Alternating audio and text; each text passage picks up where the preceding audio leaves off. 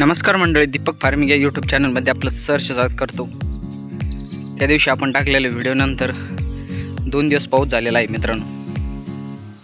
आपण short video टाकला होता, त्यामध्ये आपण सरी काढत मशागत करून घेतलेली आहे। सरी रोटावेटर मारला, त्यानंतर सरी काढून घेतलेली आहे। त्यानंतर लगेच 2 दिवस पाऊस झालेला आहे। चांगल्या प्रमाणात ओल आहे सध्या मित्रांनो जमिनीत। त्यामुळे आपण आज ह्या रानात कोथिंबीर व घोसाळीची लागवड करणार आहे। आपण साधारण घोसाळी लागवड करण्यासाठी 3 फुटी सरी पाडून घेतलेली आहे मित्रांनो। म्हणजे एक सरी सोडून आपण बरोबर घोसाळीची 6 फुटाच्या अंतरावर बेड तयार झालेला आहे। व त्यानंतर भेंडीसाठी आपण या अशा पद्धतीने 2 पटी सरी पाडून घेतलेली आहे। त्यामध्ये आपण आता कोथिंबीरीची लागवड करणार आहे। ती कशा पद्धतीने करणार आहे आपणास व्हिडिओमध्ये कळणार जाईल।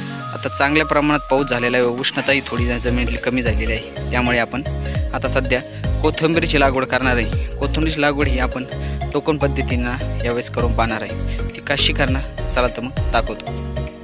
हे पहा मित्रांनो, या अशा पद्धतीनं मकाच्या टोकन यंत्राने आपण सध्या कोथिंबीर टोकन करत आहे। साधारण दोन्ही टोकन यंत्रामधील अंतर 9 इंच आहे। आपण 9 इंचावर अशा पद्धतीनं कोथिंबीर टोकन करीत आहे। आता आपण याच्या दुसऱ्या बाजूला सध्या भेंडीची लागवड करणार आहे व एका बाजूला आपण कोथिंबीर लागवड करत आहे। सध्या पाऊससुद्धा होण्यास सुरुवात झालेली आहे।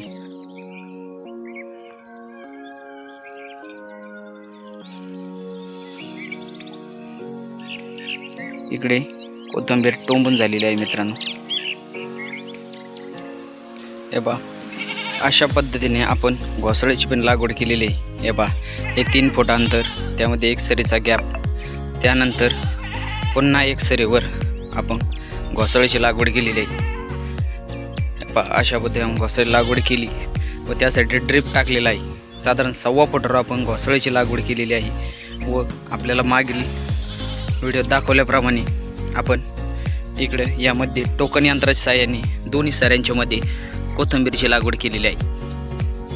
साधारण रात्री चांगला पाऊस झालेला आहे, त्यामुळे आपली ह्याच ओलीवर उतार होण्याची अपेक्षा आहे मित्रांनो। त्यानंतर आपण इथे भेंडी लावलेली आहे। ह्या बाजूने भेंडी लागवड केलेली आहे व ह्या बाजूला आपण कोथिंबीर टोकन यंत्राच्या साहाय्याने टोकून घेतलेली म्हणजे लागवड केलेली आहे। आपला पूर्ण प्लॉट लागवड झालेला आहे मित्रांनो। तेव्हा अशा पद्धतीने आपण 6 फूट अंतरावर घोसाळीची लागवड केलेली आहे व मधल्या सरीमध्ये दोन्ही बाजूने कोथिंबीरची लागवड ही आंतरपीक म्हणून केलेली आहे। आपण जर आपल्या चॅनलवर नवीन असाल तर कृपया करून आपला चॅनल सबस्क्राईब करा, जेणेकरून माझे सर्व शेतीविषयक अपडेट आपल्यापर्यंत पोहोचू शकेल। धन्यवाद।